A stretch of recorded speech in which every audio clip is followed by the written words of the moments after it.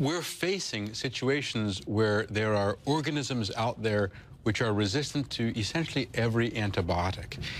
One of the nightmare bacteria is something we call CRE. It's not yet very common in the US, but where it is common, it's resistant to all antibiotics except one.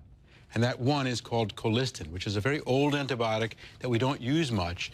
And the patient that was described by the Walter Reed authorities yesterday is described as having a colistin-resistant plasmid that spreads resistance. So this is really the last antibiotic in our arsenal. We haven't yet seen it combine with the other dangerous antibiotics, but the antibiotic resistance. But the bottom line is we're seeing a steady increase in drug resistance.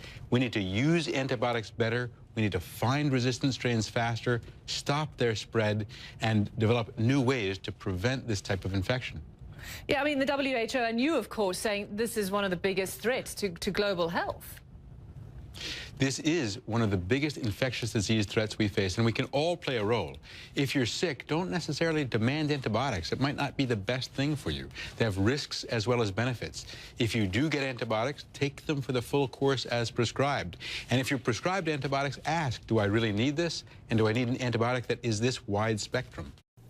Are you serious? Are you serious? There is a SuperBug, a bacteria that's resistant to antibiotics, to all antibiotics now, and the United States has seen its first case of this. According to Reuters, U.S. health officials reported that the first case in the country of a patient with an infection resistant to all known antibiotics on the planet, and expressed grave concern that this SuperBug could pose a serious danger for routine infections if it spreads.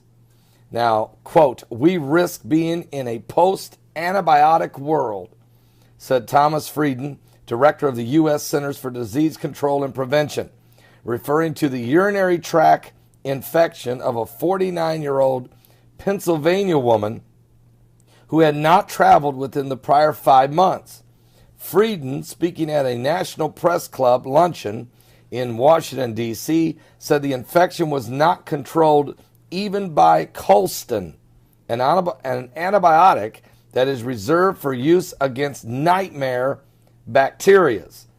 The infection was reported Thursday in a study appearing in the Antimicrobial Agents and Chemotherapy, a publication of the American Society of Microbiology. It said that the SuperBug itself had first been infected with a tiny piece of DNA called a plasmid, which passed along a gene called MCR1 that confers resistance to colistin, the antibiotic, the strongest antibiotic there is. This heralds the emergence of a truly pan drug resistant bacteria,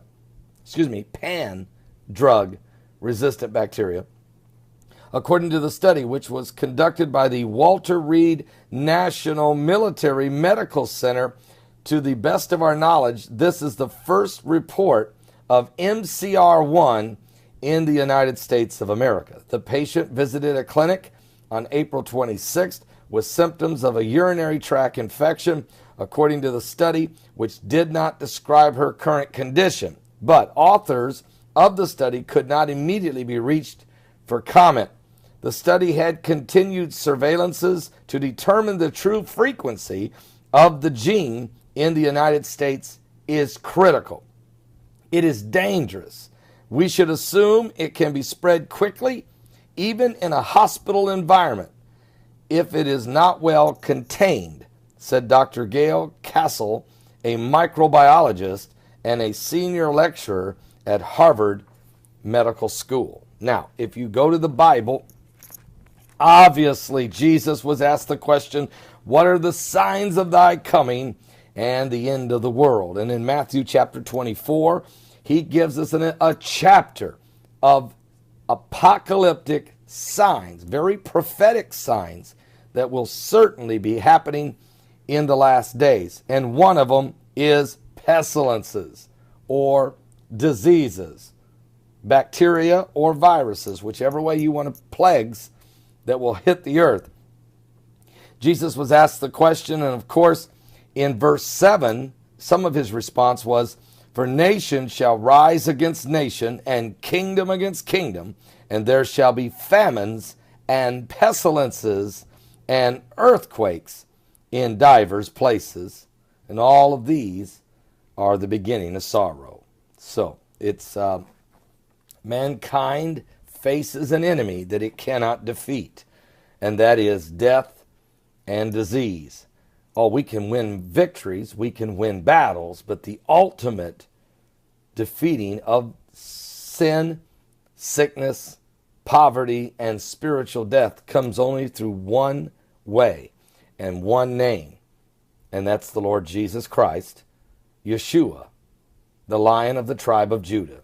He has conquered it at Calvary and took the keys of hell and death as he emerged from the grave.